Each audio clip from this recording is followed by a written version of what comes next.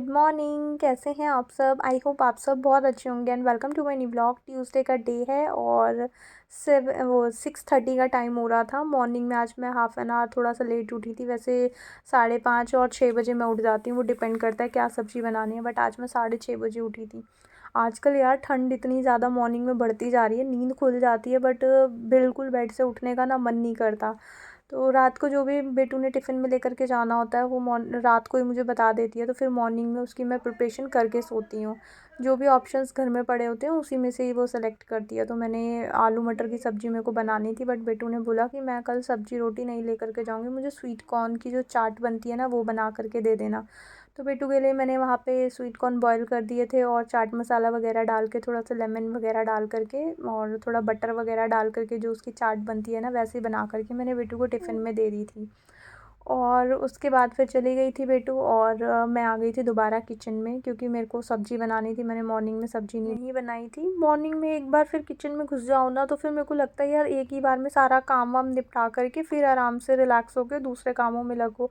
तो अभी आज मॉर्निंग की सब्ज़ी बनी नहीं थी, वरना इस टाइम तक मेरी सब्ज़ी वगैरह बन जाती। आटा वगैरह मैं लगा करके रख देती हूँ। जब मनीष फिर नहाने के लिए जाते हैं ना तो तब फिर मैं चपातियाँ साथ साथ सेकती हूँ। बट अभी थोड़ा सा 1 घंटे का रूटीन जो था वो लेट चल रहा था और आज मैं थोड़ा उठी भी लेट थी, क्योंकि मेरे को मॉर्निंग में बहुत कुछ हैवी तो बनाना नहीं था। बस चाट बनानी थी स्वीट कॉर्न की, तो उसमें बहुत ज़्यादा टाइम लगता नहीं है। उठी हुई थी मैं 6 बजे से, बट वो स्नूज़ करते करते अलार्म को मैं 6:30 बजे तक लेटी रही। तो क्योंकि मेरे को पता था फटाफट हो जाएगा, उसमें टाइम नहीं लगने वाला।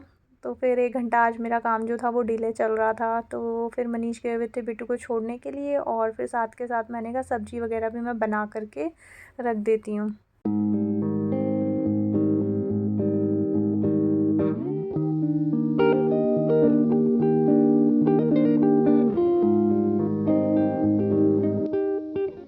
सब्ज़ी वगैरह बनाने की प्रिपरेशन यहाँ पे मैंने स्टार्ट कर दी थी। कुकर में मैंने मस्टर्ड ऑयल डाल दिया था और प्यूरी वगैरह भी मेरी रेडी हो गई थी। आलू वगैरह बस मेरे को आलू भी मैंने पील करके रख दिए थे, मसाला भी मैंने पीस दिया था और बस अब आलू कट करने थे और जो भी सब्ज़ी बनाने का प्रोसेस था वो मेरे को करना था। और जब भी मैं सब्ज़ी वगैरह बनाती हूँ ना, साथ के साथ मैं चीज़ों को समेटती भी जाती हूँ। जैसे जो चीज़ अब मैं उठाऊँगी यूज़ होने के बाद उसको वॉश करके रख दूँगी और फिर मैं दूसरी चीज़ को उठाऊँगी। जैसे अभी मेरा वहाँ पे वॉश वगैरह का काम करा था मैंने, जो प्याज टमाटर ये सब वॉश करे थे तो छींटे वगैरह आए थे ना, तो सिंक एरिया को मैंने साथ के साथ पोंछ दिया था। अगर वाटर वहाँ पे पड़ा रहेगा तो फिर वाटर स्टेन्स आ जाते हैं। तो एक हैंड वॉश करने के लिए, मतलब हैंड्स को वाइप करने के लिए मेरे को ना हैंड्स को बार बार वॉश करने की बहुत मतलब बीमारी सी है। मैं जितनी बार किसी चीज़ को, अभी जैसे मैंने प्यूरी बनाई थी तो सारी चीज़ों को मैंने कट करके मिक्सी के जार में डाला था, तब मैंने हैंड वॉश करा। फिर उसके बाद सिंक एरिया थोड़ा सा गीला हो जाता है, छींटे वगैरह आते हैं, तो उसको भी मैंने साथ के साथ पोंछ दिया। तो मेरा हाथ ना बार बार पानी में बहुत ज़्यादा रहता है। तो मैं एक जो काउंटर को क्लीन करने वाला हैंकी होता है, टॉवल होता है, वो मैं साथ में रखती हूँ और एक हैंड्स को वाइप करने वाला भी साथ में रखती हूँ। तो यहाँ पे सब्ज़ी मैंने बनने के लिए रख दी थी और उसके बाद अपने लिए साथ साथ मैंने पानी भी बॉईल कर लिया था और उसके बाद फिर उसी में ही मैं मनीष के लिए चाय बनने के लिए भी रख देती हूँ। आजकल बस बहुत जल्दी आ जाती है, टाइम पे, मतलब 5 मिनट पहले आ जाएगी, लेट नहीं होएगी। तो उनको भी वेट नहीं करना पड़ता, वो भी 5-10 मिनट में छोड़ करके बेटू को जल्दी आ जाते हैं। अभी मैं चाय बनने रखती हूँ और अभी अच्छे से उबाल भी नहीं आया होता चाय में, मनीष भी घर आ जाते हैं। तो उसी में ही मैं अपने लिए पानी भी बॉईल कर लेती हूँ, फिर उसी केटल में मैं मनीष के लिए चाय बननी रख देती हूँ। और ये जो मिक्सी का जार होता है ना, इसमें मैंने मसाला पीसा था, तो इसमें जब मसाला मैं इसमें डाल लेती हूँ, कुकर में मैंने सारी प्यूरी ट्रांसफ़र कर ली थी, बट उसके अंदर ना थोड़ा सा मैं पानी डाल देती हूँ, क्योंकि फिर जो उसके ब्लेड्स होते हैं ना वहाँ पे मसाला सूख जाता है, तो फिर वो बाद में वॉश करने के बाद भी थोड़ी सी अनियंस वगैरह की स्मेल आती रहती है और अच्छे से ना क्लीन नहीं हो पाता। ऑलवेज़ जो इस टाइप की चीज़ें होती हैं ना, जैसे हमारे चॉपर्स होते हैं या फिर ब्लेंडर्स होते हैं, तो ऑलवेज़ उसको यूज़ करने के बाद तुरंत या तो आप उसको पानी के नीचे से निकाल दो या फिर उसमें पानी डाल दो, ताकि जो भी मसाला या जो भी चीज़ आपने बनाने में यूज़ करी है वो उसके ऊपर जमे ना, फिर उसकी क्लीनिंग ना बहुत टफ़ हो जाती है। तो मिक्सी के जार में जो थोड़ा बहुत मसाला वो ब्लेड्स में चिपका रह जाता है, तो उसमें मैंने थोड़ा सा पानी डाल दिया था। जब मैं प्यूरी की, जब सब्ज़ी की ग्रेवी बनती है तो उसमें वो पानी मैं यूज़ भी कर लूँगी, क्योंकि थोड़ा बहुत मसाला उसमें रह जाता है। और उसके बाद फिर साथ ही साथ मैंने आटा भी लगा लिया था, सब्ज़ी अभी बन रही थी और आटा मेरा लग चुका था। बस थोड़ा-सा जो मैंने पानी जो अपना लिए गरम करा था ना, वो ठंडा हो चुका था, मतलब नॉर्मल टेम्परेचर पे आ चुका था। क्योंकि पानी अभी मेरे को पीने का टाइम ही नहीं मिला। मेरे को था कि यार एक बार ये चीज़ें निपटा लूँ, उसके बाद मैं आराम से थोड़ा बैठ कर के पीऊँगी, क्योंकि पानी पीने में मेरे को फिर 5-7 मिनट लगते हैं, सिप-सिप करके मैं पीती हूँ। तो पानी अभी मैंने रखा हुआ था, मैंने कहा ये सारी चीज़ों को क्लीन व्लीन करके फिर सेट वेट करके रख देती हूँ। जैसे अभी मैंने स्पाइस बॉक्स यूज़ करा था, यूज़ करने के बाद तुरंत मैंने रख दिया। चॉपिंग बोर्ड यूज़ हुआ था, उसको मैंने पानी से निकाल करके उसको भी रख दिया, क्योंकि चॉपिंग बोर्ड पे भी अगर मैंने चीज़ों को यूज़ करके मसाले वगैरह की ना, फिर स्मेल सी आने लगती है, स्पेशली अनियंस और जिंजर गार्लिक, इनकी ना बहुत स्ट्रॉन्ग फ्रेगनेंस होती है। तो सारी चीज़ों को ना मैं साथ के साथ पानी से निकाल कर के रख देती हूँ। जब मैं बर्तन वगैरह क्लीन करती हूँ, तो फिर मैं उस पे विम जेल से भी क्लीन कर लेती हूँ। बट साथ के साथ मैं पानी से निकाल कर के रख देती हूँ, और काउंटर पे भी मैं साथ के साथ कपड़ा घुमाती जाती हूँ, ताकि काउंटर भी जो है वो ग्रीसी ना हो, बिल्कुल क्लीन रहे। क्योंकि ओपन किचन है, थोड़ा-सा मेरे को ना स्टार्टिंग से चाहे ओपन नहीं भी थी, तो मैं चीज़ों को ना साथ-साथ समेटती भी जाती हूँ और फिर साथ-साथ नई चीज़ों को उतारती हूँ। मतलब साथ-साथ स्पेस बनाती जाऊँगी, फिर मैं दूसरी चीज़ों को यूज़ करूँगी। नहीं तो फिर किचन जब फैल जाती है ना, सारी चीज़ें हम जगह से निकाल लेते हैं, तो बाद में ना एक झटका-सा लगता है, यार किचन तो बहुत फैल गई। और साथ के साथ आप समेटते जाओगे, तो पता भी नहीं चलता कि हमारे पास बहुत सारा क्लीनिंग का काम है, क्योंकि साथ-साथ वो होता चला जाता है। किचन में वैसे भी हम बहुत देर तक रहते ही हैं, तो वहाँ पे ऐसे खड़े रह कर के टाइम वेस्ट करने से अच्छा होता है कि चीज़ों को साथ के साथ समेटते जाओ, काउंटर को मतलब खाली करते जाओ और साथ साथ क्लीन भी कर दो। और उसके बाद फिर मनीष चले गए थे ऑफ़िस, और मैं आ गई थी यहाँ पे अपना। आजकल ना मनीष मॉर्निंग में जल्दी चले जाते हैं, जैसे टी पीते हैं ना, तो फिर वो नहा धो कर के ही रेडी हो कर के ही आते हैं, फिर अपना ब्रंच व्रंच करा, फिर वो ऑफ़िस के लिए निकल जाते हैं। और फिर चले गए थे मनीष, तो यहाँ पे जो भी कपड़े वगैरह पड़े थे, मैंने कहा इनको फ़ोल्ड करके रख देती हूँ, क्योंकि ना 2 स्लॉट मैंने कल लगाए थे, और उस वाले जो सेकंड वाला बेडरूम है ना, उसमें बहुत सारे कपड़े हो गए थे, 2 स्लॉट के कपड़े थे, कुछ मैंने रात को फ़ोल्ड कर दिए थे, बट थोड़े बहुत रह गए थे, तो वो भी मैंने फ़ोल्ड करके रख दिए थे। तो ये वाला बेड जो था वो खाली हो गया था, अदरवाइज़ इसी के ऊपर ही फिर एक्स्ट्रा कपड़े वगैरह जो वो मैं वॉश करती हूँ, वो इसी पे रखे रहते हैं। और उसके बाद फिर कपड़ों को मैंने अलमीरा में उनके प्लेस पे रख दिया था, और अब मेरे को ना वुलन वाली जो विंटर में बिछाते हैं ना, वो वाली बेडशीट्स निकालनी थी, क्योंकि ये वाली बेडशीट जो कॉटन की है ना, उसमें अब ना रात को ठंड लगती है थोड़ी सी, बहुत ज़्यादा तो नहीं, बट हाँ, अभी टाइम आ गया है वुलन वाली बेडशीट बिछाने का, तो मैंने कहा इनको मैं निकाल लेती हूँ। तो वही मैं निकाल रही थी, और निकालते-निकालते यहाँ पे मनीष की मेरे को 1-2 चीज़ें भी दिखी, जो मतलब अभी यूज़ करने वाली थी और मुझे याद ही नहीं था। कभी-कभार ऐसा होता है ना कि जैसे मैं स्टफ़ चेंज करती हूँ, अभी वुलन वाला मैंने निकाला और ये समर्स वाला रखा था, तो काफ़ी बार मैले कपड़े रह जाते हैं, और मैं स्टॉक चेंज कर चुकी होती हूँ, तो बाद में एक आधा रह जाता है ना शर्ट, और वो तो फिर वो ऑर्गेनाइज़र्स में नहीं गया, इधर ही उधर मैंने साइड में किसी पॉली वॉली में डाल के रख दिया था। तो फिर एक आधी चीज़ें रह ही जाती हैं, जैसे बाहर तक कोई टी शर्ट रह जाएगी या कुछ रह जाएगा, तो वैसे ही ना ये स्वेटर वगैरह लास्ट टाइम मैंने रखी होगी, तो वो किसी ऑर्गेनाइज़र में नहीं रखी हुई थी, तो वो ऐसे ही कहीं मैंने साइड में रख दी होगी फ़ोल्ड करके। तो मनीष के यहाँ पे 1-2 लोवर मिले मुझे, और एक स्वेटर मिली, और मुझे मेरी भी एक स्वेटर और शॉल मिल गई थी, जो कि बाद में मैंने रखी होगी, जैसे सारी चीज़ें पैक होने के बाद एक आधी रह नहीं जाती है कि थोड़ा कहीं बाहर जाना हो, तो एक आधी स्वेटर हम रख लेते हैं कि अभी थोड़ा हल्का-फुल्का ठंडा सा लगता है जब बाहर जाते हैं, तो वही एक आधी जो रह जाती है ना, तो मनीष की भी एक स्वेटर मुझे मिली और लोवर मिले, और एक स्वेटर मुझे मेरी मिल गई थी, और एक स्टॉल भी मिल गई थी। तो वो भी मैंने निकाल ली थी, क्योंकि वो मतलब ऑर्गेनाइज़र में नहीं रखी हुई थी ना, तो वो याद भी नहीं थी मुझे कि आजकल कपड़े सबके पास इतने ज़्यादा हो जाते हैं ना, कि कौन से कपड़े हमारे पास हैं और कौन से नहीं हैं, वो इतना याद नहीं रहता। तो फिर जब मैंने खोली, तो वो स्वेटर्स वगैरह मिली।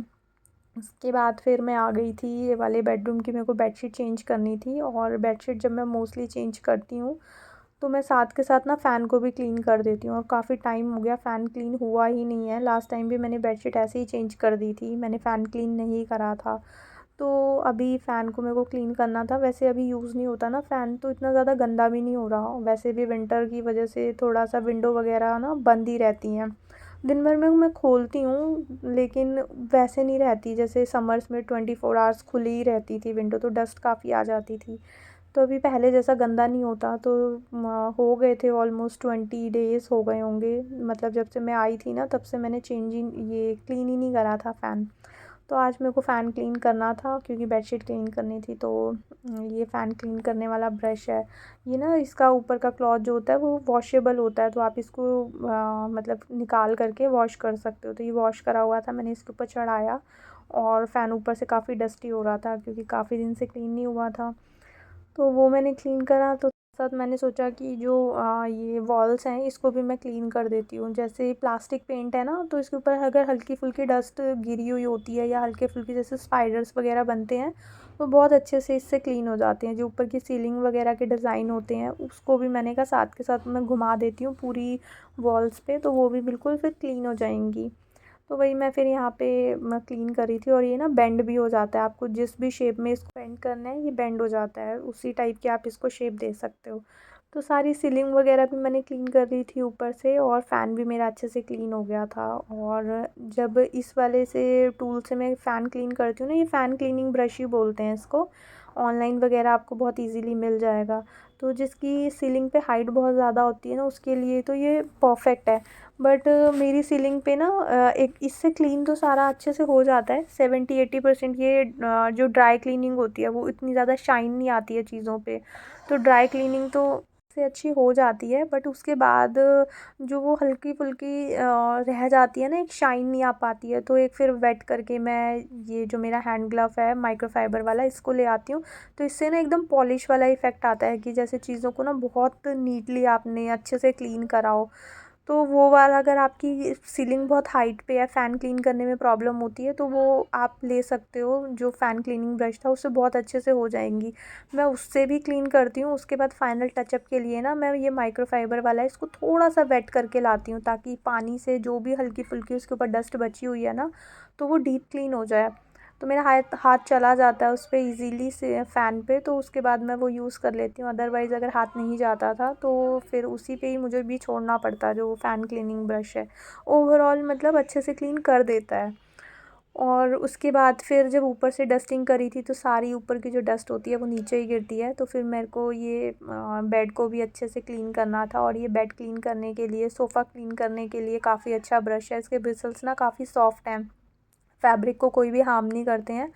तो उस ब्रश से फिर मैंने इस बेड को भी अच्छे से क्लीन कर लिया था। और अभी मेरे को करनी थी बेडशीट चेंज। तो ये वाले जो एक्स्ट्रा पिलोज़ मैं रखती हूँ ना, ये वाले पिलो ना काफ़ी ज़्यादा कंफर्टेबल हैं मेरे को। जिस पिलो पे मैं रोज़ सोती हूँ मुझे ना उसी पे ही अच्छे से नींद आती है। तो इसको ना मैं बैक साइड में कर देती हूँ। थोड़े ना पतले हो गए हैं, जैसे फ्लैट हो जाते हैं ना, जो फाइबर वाली चीज़ें होती हैं कुछ टाइम के बाद ना वो दब के थोड़ी पतली सी हो जाती हैं। तो उसी तरह से ना वो वाले जो पिल्लो हैं जो मैं पीछे की साइड रखती हूँ, तो वो थोड़े पतले हो गए हैं, तो वो रखे हुए इतने अच्छे नहीं लगते। तो जो न्यू वाले हैं उनको मैं आगे रखती हूँ, और जो ये रात को यूज़ करने वाले होते हैं ना, स्पेशली मैं यूज़ करती हूँ, तो उनको ना मैं पीछे की साइड डाल देती हूँ। अदरवाइज़ फिर अगर पीछे की साइड नहीं डालूँगी, एक तो लुक में भी वो अच्छे लगते हैं, और अगर नहीं रखूँगी तो फिर उनके लिए मुझे एक प्लेस बनाना पड़ेगा। और छोटे कॉम्पैक्ट घरों में इन सब चीज़ों के लिए जगह बनाना, एक्स्ट्रा पिल्लोज़ रखना, तो उतना स्पेस होता नहीं है। तो बेटर होता है उनको एज़ मतलब डेकोर भी हो जाता है, मतलब थोड़ा सा सजा सजा हुआ सा भी लगता है आपका बेड, और यूज़ भी होता है, वहीं यूज़ करा और वहीं पीछे डाल दिया। तो फिर ऐसे ही मैं कर लेती हूँ। क्विल्ट को भी, क्विल्ट हो, ब्लैंकेट हो, या फिर एक्स्ट्रा पिल्लोज़ हों, तो ऐसे ही उनको रख सकते हो आप भी, अगर आपके पास भी स्पेस की प्रॉब्लम है। अदरवाइज़ एक्स्ट्रा अलमीरा वगैरह है तो आप अलमीरा में डाल सकते हो, नाइट में निकाल सकते हो। तो ऐसे ही जो रात को यूज़ होने वाले पिल्लो होते हैं ना, उनको मैं पीछे रख देती हूँ, और जो थोड़े हट्टे-कट्टे मेरे पिल्लो हैं उनको मैं आगे की साइड रख देती हूँ। हट्टे-कट्टे नहीं है, बट यही है कि मेरा कंफर्ट लेवल ना उसी उन्हीं जो थोड़े पतले हो गए हैं उनके साथ डेवलप हुआ है, तो मुझे उनके बिना फिर नींद नहीं आती है। तो वो फिर मैंने पीछे की साइड रख दिए थे। और ये वाली क्विल्ट का जो कवर है वो थोड़ा-सा इसके साथ मैच नहीं कर रहा है, बट अब इसको तो चेंज नहीं किया जा सकता। मेरे पास एक वाइट कवर है, बट उसको ना वो थोड़ा सा सुपर किंग साइज़ होता है ना, वो वाला है, तो वो इस पे आएगा नहीं, तो उसको मेरे को इसके साइज़ का करवा के आना पड़ेगा। तो फिर ये उसके साथ मैच कर जाएगा। तो फ़िलहाल मैंने बेड को ऐसे ही सेट कर दिया था, और जो बेडशीट वगैरह भी उतरी थी वो मैं उतार मतलब वॉशिंग मशीन में डाल करके आ गई थी। थोड़े से और कपड़े हो जाएंगे तो फिर वो मैं स्लॉट लगा देती हूँ। और उसके बाद फिर मैंने झाड़ू वगैरह लगा ली थी, नहीं झाड़ू नहीं लगाई थी। उसके बाद मैं यहाँ पे आई थी अपने लिए ये पैक बनाने के लिए ग्लिसरीन, और मैंने इसके अंदर थोड़ा सा रोज़ वाटर लिया था। मेरे हैंड ना इतने ज़्यादा ड्राई हो गए थे, इतने ज़्यादा ड्राई हो गए थे कि मतलब अपने आप ही ना, जैसे मैं कुछ भी काम कर रही हूँ, जैसे हाथों को मैंने मूव करा, फिंगर्स को अपने मूव करा, तो वो ना ड्राई इतने ज़्यादा हो गए थे एक्सट्रीम लेवल पे, तो वो ना फट करके उसमें से अपने आप ना ब्लीडिंग हो रही थी। और पूरे हाथ मेरे ऐसे ब्राउन ब्राउन पैच होता है ना, जैसे उस तरह के हो गए थे। इतनी ज़्यादा ड्राइनेस आ गई थी, क्योंकि मेरे को हैंड वॉश की बार बार हैबिट है। थोड़ी थोड़ी देर के बाद ना मैं हैंड वॉश करती रहती हूँ। अगर हैंड वॉशर से नहीं भी करूँगी तो प्लेन पानी से मैं बार बार हाथ धोती रहती हूँ। और विंटर में वैसे भी स्किन हमारी ड्राई हो जाती है, तो इस बार ना बहुत ज़्यादा एक्सट्रीमली ड्राई हो गई मेरी। तो फिर मैंने ग्लिसरीन और रोज़ वाटर से एक पैक बना लिया था। ये डीप नरिश कर देता है। अभी लास्ट व्लॉग जो मैंने शेयर करा था कि मैं एक स्वेटर भी लेकर के आई थी, तो मैंने मतलब तभी मैं ये लेकर के आई थी ग्लिसरीन और रोज़ वाटर। हम गए थे, यही लेने के लिए गए थे, मैं और ऊपर वाली एक भाभी हैं, तो हम गए थे केमिस्ट से। उनको ना एक्चुअली मेडिसिन लेनी थी, उनको कुछ कोल्ड कफ़ की, तो मैं भी उनके साथ गई थी। तो मैं अब ये लेकर के आ गई थी ग्लिसरीन की बॉटल, और रोज़ वाटर मैंने ले लिया था, दोनों को अच्छे से मिक्स कर दिया था।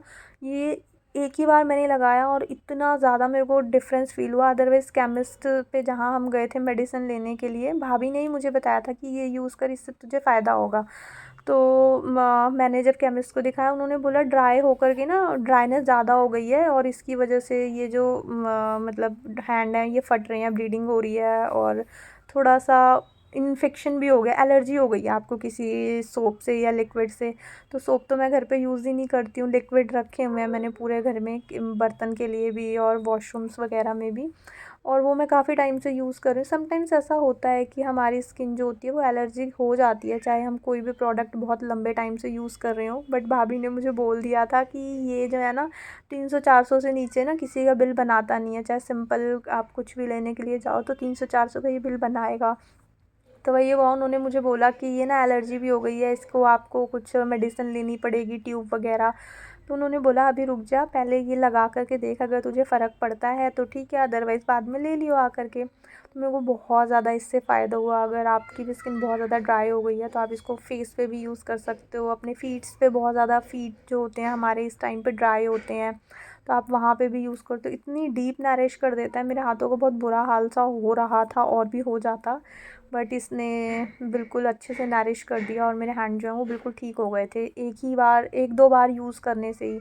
तो अभी मैं काम वाम करती हूँ ना, तो अभी मेरे को जैसे क्लीनिंग का काम और करना था, तो मैंने अप्लाई कर लिया था इसको। दिन में 3-4 बार मैं अप्लाई कर लेती हूँ, और स्किन जो है वो काफ़ी सॉफ्ट हो जाती है। आप फेस पे भी यूज़ करोगे तो आपकी फेस की स्किन भी, जो भी ड्राइनेस वगैरह, रफनेस वगैरह है ना, वो सारी अच्छे से क्लीन हो जाएगी, और स्किन बहुत ही ग्लॉसी सी हो जाएगी।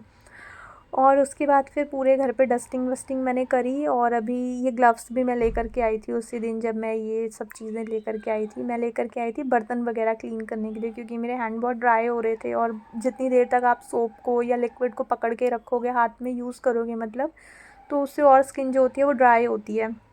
तो मैं ग्लव्स लेकर के आई थी कि बर्तन वगैरह ना ग्लव्स पहन करके मैं वॉश कर लिया करूँगी, क्योंकि विम जेल बहुत देर तक हाथों में लेके रखना होता है बर्तन जब तक धुलते हैं।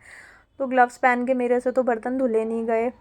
मैंने उस दिन धोए तो ऐसा मुझे लग रहा था कि यार 1 घंटे का काम जो है वो 3 घंटे में हो रहा है, और सेल्फ़ सेटिस्फेक्शन मुझे मिली नहीं कि बर्तन अच्छे से क्लीन हुए हैं।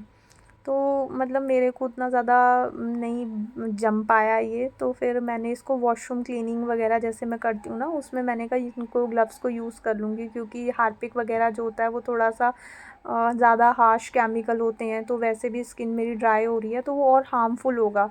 तो मैंने कहा कि इनको मैं क्लीनिंग व्लीनिंग में ग्लव्स को यूज़ कर देती हूँ। तो मैं ग्लव्स पहन करके आज मैंने यूज़ करा, और ये ना छोटा वाला नैरो ब्रश है, जो भी टैप्स के मतलब आसपास जो नैरो एरियाज़ होते हैं ना, उसके लिए मैंने ये ब्रश बनाया हुआ है, ताकि चीज़ें ना अच्छे से डीप क्लीन हो सकें। किचन के लिए भी मैंने बनाया हुआ है, वॉशरूम में भी मैंने रखा हुआ है।